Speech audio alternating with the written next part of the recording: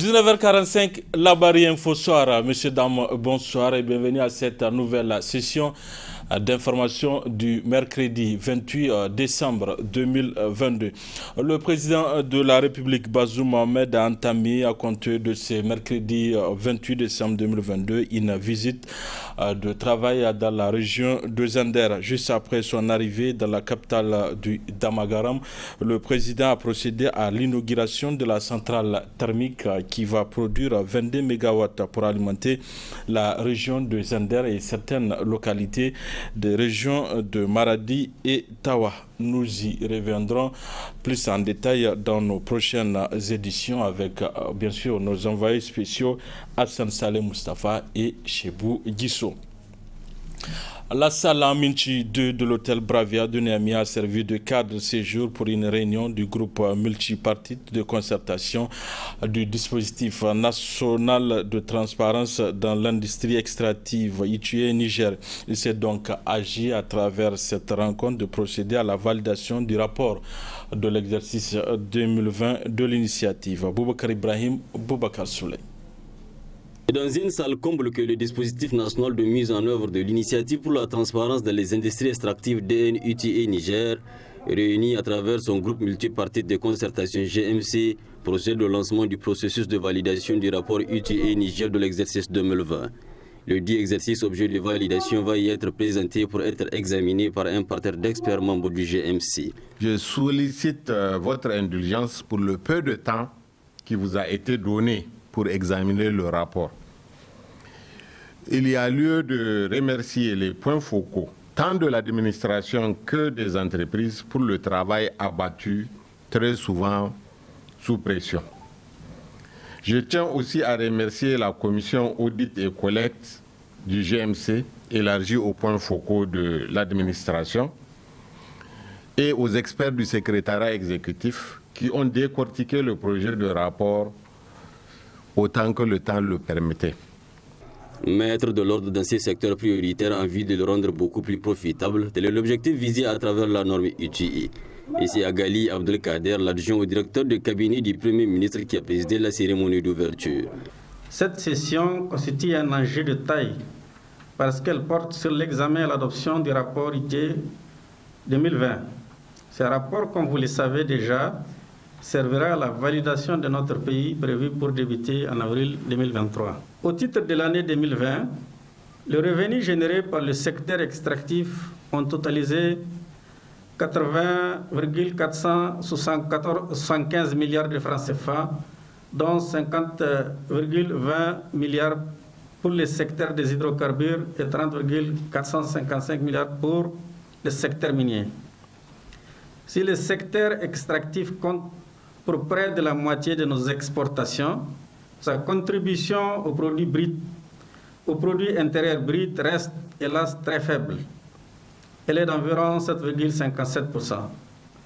Au total, le secteur extractif n'a contribué que pour 6,52% aux revenus de l'État.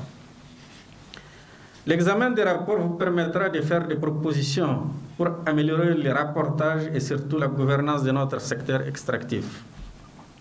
L'objectif est de répondre à l'attente de nos populations de voir les ressources minérales contribuer de manière significative au développement socio-économique de notre pays.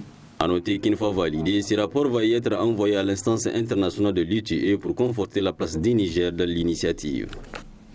Dans moins d'une semaine, le premier trimestre de l'année scolaire 2021-2022 prendra fin. Les acteurs de l'éducation au niveau du syndicat des enseignants du Niger et parents d'élèves tirent les résultats importants de cette année scolaire qui, contrairement à celle précédente, a été moins perturbée. Le constat de ce bilan avec Hamza Sakou et Sadou Doumi.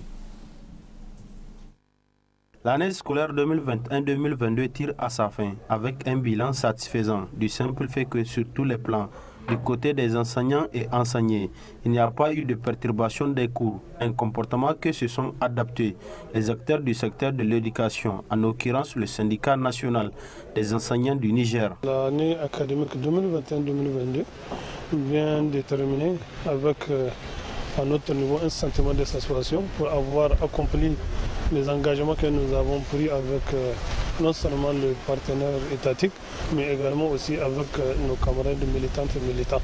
C'est pour dire qu'en tout cas depuis l'annonce du président de la République, n'est-ce pas, pour le soutien pour une éducation de qualité, à son temps, le syndicat national des enseignants du Niger, tout comme le syndicat, avait accompagné en tout cas le régime pour que en tout cas l'éducation soit réellement une réalité et que la priorité en tout cas à laquelle l'éducation en tout cas suivie octroyé par le président de la République et qui nous enchante beaucoup, auquel d'abord nous attachons depuis sincèrement. Nous avons fait notre partition, nous avons joué notre partition et les Nigériens sont témoins que l'année académique en tout cas suivie a sorti avec des résultats probants, aussi bien au niveau du BPC qu'au niveau du baccalauréat. Et donc je pense que c'est quelque chose à saluer, mais c'est quelque chose aussi qui doit aussi reconnaître le mérite des enseignants pour avoir observé cette accalmie qui est en fait constatée de la part de tous les Nigériens, que l'année académique 2021-2022 a été vraiment calme. Et je pense que ça y va de l'intérêt de notre pays, ça y va en tout cas de l'intérêt de tous les Nigériens. Et je pense que vraiment les enseignants doivent être salués, les enseignants doivent être remerciés du fait que vraiment il y avait un consensus qui a prévalu pour l'intérêt de l'école. Côté des parents d'élèves aussi, cette année laisse un bilan de réjouissance. Dans l'ensemble, nous pouvons dire qu'en termes de stabilité au niveau de l'école, au niveau du suivi des cours, nous pouvons dire que nous sommes satisfaits du rôle joué par les différents acteurs, que ce soit les syndicats des enseignants, que ce soit les scolaires et que ce soit l'État. L'année, dans son déroulement, nous a satisfaits, malgré quelques débrayements à gauche, par-ci par-là, dans certaines régions, mais qui n'étaient pas quand même générales et qui a pu être circoncis à travers des dialogues francs entre les différents partenaires. Nous profitons de l'occasion pour dire à nos enfants de redoubler d'efforts d'apprentissage, de prendre au sérieux les études. Et nous demandons aux enseignants aussi d'être un peu cléments. Et c'est là où nous lançons un appel par rapport aux corrections.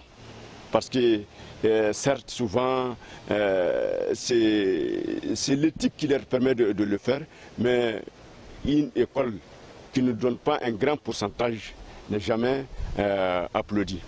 De l'autre côté, nous demandons à l'État, lui aussi, dans le cadre du choix des épreuves, parce que c'est là que le problème se pose, qu'il tienne compte de la progression normale de tous les établissements.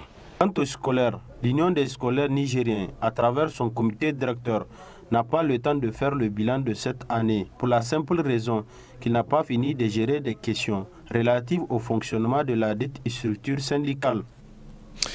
Le réseau de web activistes pour la paix et la démocratie en Afrique, avec l'appui de International Media Support IMS, a organisé ce mercredi un colloque national sur le thème jeunesse et citoyenneté numérique au Niger. C'était ce matin à l'hôtel Noun sous le parrainage du ministre des Postes et des Nouvelles Technologies de l'Information, Arieta Salah Ibrahim Abdou. Amener les web activistes et les blogueurs à plus de responsabilités sur les réseaux sociaux, c'est l'objet de ce colloque sur la citoyenneté numérique au Niger qu'organise le réseau de web activistes pour la paix et la démocratie en Afrique, ROPTA. Les travaux de ce colloque s'inscrivent dans la dynamique de créer des espaces de débat, d'apprentissage ou inciter à ceux qui s'expriment sur les pages et les blogs sur les médias sociaux, y compris les web activistes, à plus de responsabilités et les outils à produire d'un activisme numérique citoyen respectueux des droits et l'obligation. L'International Media Support a soutenu ce colloque pour renforcer le civisme numérique au Niger. Nous soutenons que le blogueur ou le web activiste doit être un citoyen sensible aux droits humains en général et allié de la démocratie. Il devra s'engager à développer une citoyenneté qui combine les valeurs de responsabilité, de transparence et de justice sociale. Le blogueur ou le web activiste doit créer un espace de débat et de dialogue citoyen qui se consacre à l'intérêt général pour influencer les politiques publiques en matière de droits sociaux fondamentaux à une dimension nationale, régionale ou internationale. En somme, le web activiste ou le blogueur est un artisan de la consolidation de la démocratie, promoteur et défenseur de la liberté d'expression. Nous sommes donc fiers de collaborer avec le ROPDA pour renforcer le civisme numérique au Niger dans son expression et dans la recherche d'informations en ligne. Cette initiative du ROPDA est bien saluée par le ministre des Postes et des Nouvelles Technologies de l'Information, en ce sens qu'elle permettra de contribuer efficacement à la vivacité de la démocratie et de la liberté d'expression. C'est un réel plaisir pour moi de me retrouver devant vous aujourd'hui et de prendre la parole pour vous exprimer toute la satisfaction du gouvernement quant à la tenue d'une telle rencontre qui nous permettra, j'en suis convaincu, d'échanger sur les avantages et les inconvénients de l'usage des réseaux sociaux afin que ceci contribue efficacement à la vivacité de la démocratie et à la liberté d'expression dans notre pays. Au cours de cette journée, différents panels seront animés afin de permettre aux jeunes de bâtir un cyberespace propice au développement économique et social du Niger.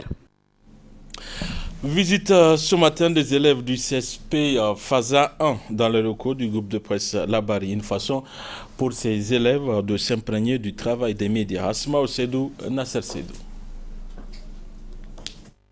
En classe de terminale, les élèves du complexe scolaire privé FASA 1 se sont rendus dans les locaux du groupe de presse Labari. Une visite guidée qui a conduit ces élèves dans les différents services de la boîte, de la rédaction à la régie, en passant par la radio, le plateau et la salle de montage. Une visite qui a pour but de permettre à leurs élèves de s'imprégner du travail des médias. Nous avons jugé utile de venir ici, rendre visite et permettre à nos élèves de comprendre que ce n'est pas seulement celui qui est devant l'écran qui donne tout, mais derrière lui, c'est tout un staff. Maintenant, vraiment, de voir, n'est-ce pas, dans quelles conditions il travaille et comment, n'est-ce pas, l'État doit, n'est-ce pas, les venir en aide. Parce qu'il ne faut pas voir seulement leur chiffre d'affaires, mais ce qu'ils font pour la jeunesse. Donc vraiment, cette jeunesse-là est sensibilisée par Labari, est conscientisée par Labari, et en dehors même de la jeunesse, nous-mêmes, n'est-ce pas, nous sommes beaucoup édifiés par, n'est-ce pas, votre presse. Donc c'est vraiment pourquoi nous avons jugé utile d'être avec vous, de nous approcher, parce que plus vous vous rapprochez, plus, comme on le dit, n'est-ce pas, dans notre adage, plus vous avez, n'est-ce pas, vos cœurs qui vont vous raffermir, c'est raffermir entre vous, n'est-ce pas, et vous allez au moins échanger. Très émus, les élèves ne cachent pas leurs sentiments après la visite. Nous avons été beaucoup émerveillés par ce que là-bas nous a montré. Nous avons aussi élargi nos connaissances et en dehors de nos établissements, en dehors de ce qu'on nous enseigne en classe, on a aussi découvert beaucoup de choses. Et pour ceux qui veulent, peut-être parmi nos camarades, ceux qui veulent être journalistes aussi, ils ont répondu à leurs questions. Et on espère vraiment que cette visite d'aujourd'hui nous servira un jour et dans l'avenir. Nous tenons à remercier notre administration, le professeur et Labari ici même qui nous a bien accueillis et nous a donné des éclaircissements sur ce qui se passe derrière les caméras. La technologie, de la manière dont on passe d'une image à une autre aussi rapidement et de la manière dont on communique de loin. Pas besoin d'être en face, déjà ils peuvent communiquer ensemble pour changer les images et les techniques, quoi. À noter que cette visite a pris fin sur une note de satisfaction générale des élèves du CSP FASA 1. Le projet d'appui à l'agriculture sensible aux risques climatiques, PASEC, travaille à sensibiliser la population nigérienne sur l'impact du changement climatique. Les initiatives locales font aussi partie intégrante des solutions mises en avant dans la gestion de cette problématique. C'est le cas dans la région de Zender. Le reportage de nos confrères du studio Kalangou.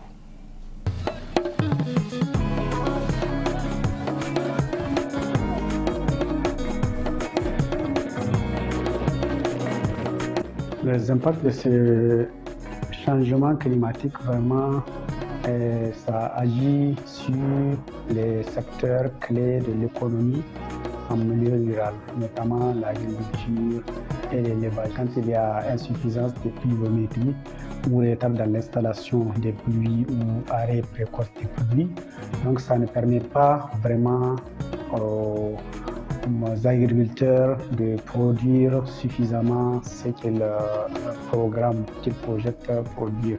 Pour ce qui est de l'aspect élevage, la production pastorale, là aussi le phénomène de changement climatique impacte sur le développement du fourrage.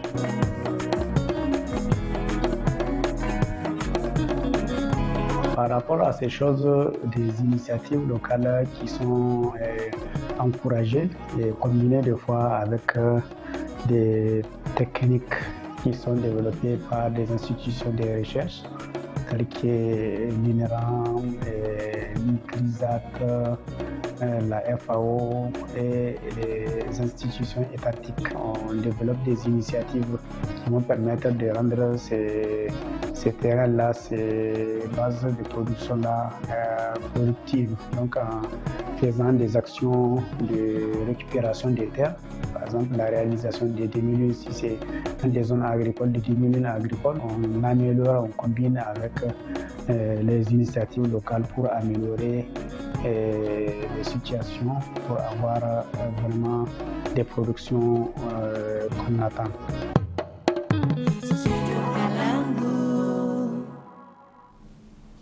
Voilà, fin de cette édition. Merci à vous de l'avoir suivi. Au revoir.